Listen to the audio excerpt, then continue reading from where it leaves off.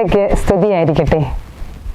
പ്രിയ സഹോദരങ്ങളെ, പന്തക്കസ്ത തിരുനാളിന് വേണ്ടി ഒരുങ്ങുന്ന ഈ ദിനങ്ങളിൽ സഹായകനായ പരിശുദ്ധാത്മാവായ ദൈവം നമ്മെ എങ്ങനെ സഹായിക്കുന്നു, നയിക്കുന്നു എന്ന് നമുക്ക് ധ്യാനിക്കാം.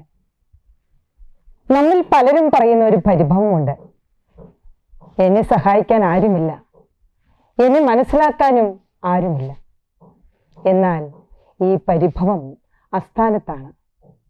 ഈശോ പറയുന്നു, ഞാൻ പിതാവിനോട് അപേക്ഷിക്കുകയും എന്നേക്കും നിങ്ങളുടെ കൂടെയായിരിക്കാൻ മറ്റൊരു സഹായകനെ അവിടെ നിന്ന് നിങ്ങൾക്ക് തരികയും ചെയ്യും.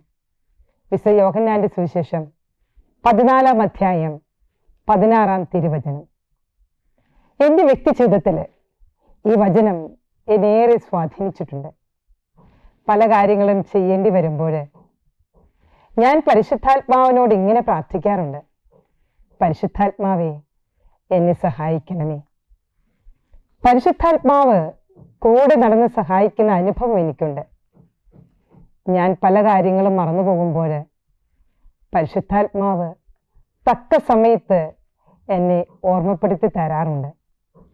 നന്മയുടെ വഴിയിലേക്ക് നമ്മെ തിരിച്ചുവിടുന്ന നമ്മുടെ ഏറ്റവും അടുത്ത സുഹൃത്താണ്, സഹായകനാണ് പരിശുദ്ധാത്മാവായ ദൈവം എന്ന് പറയുവാനാണ് ഞാൻ ആഗ്രഹിക്കുന്നത്.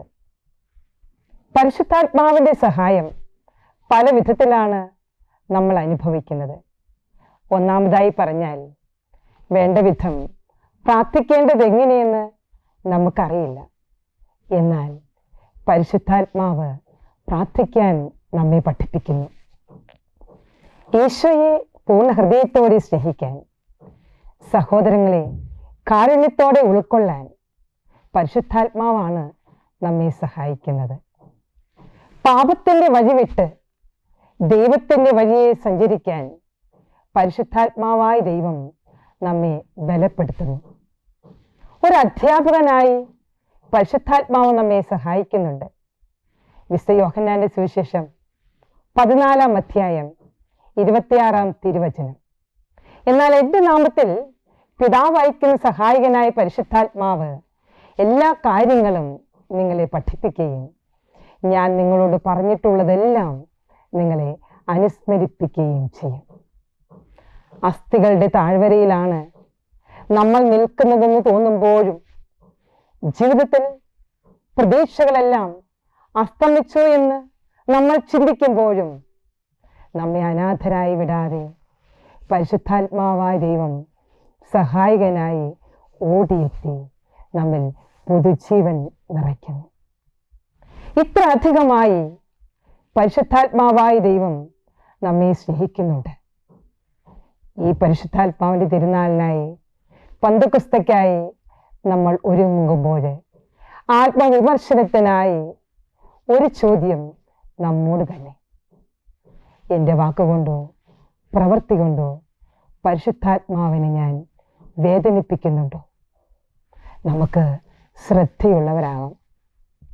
അന്നിങ്ങനെ സംഭവിക്കും: എല്ലാവരുടെ മേൽ ഞാൻ എൻ്റെ ആത്മാവിനെ വർഷിക്കും എന്ന് പിതാവായ ദൈവം ജോയൽ പ്രവാചകനിലൂടെ അരുളി ചെയ്യുന്ന വചനം നമ്മിൽ ഇന്ന് സംഭവിക്കുന്നു എന്ന് നമുക്ക് വിശ്വസിക്കാം.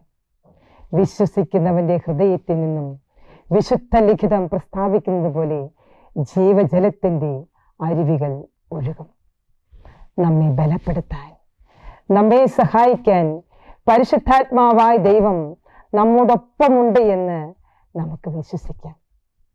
നിങ്ങളാകട്ടെ ഏറെ താമസിയാതെ പരിശുദ്ധാത്മാവിനാൽ സ്നാനമേൽക്കും എന്ന ഈശോയുടെ വാഗ്ദാന വചനം നമ്മിൽ നിറവേറുന്ന നിമിഷങ്ങൾക്കായി പരിശുദ്ധ അമ്മയോടും ശിഷ്യരോടും ചേർന്ന് നമുക്ക് പ്രാർത്ഥനയോടെ കാത്തിരിക്കാം. നന്ദി.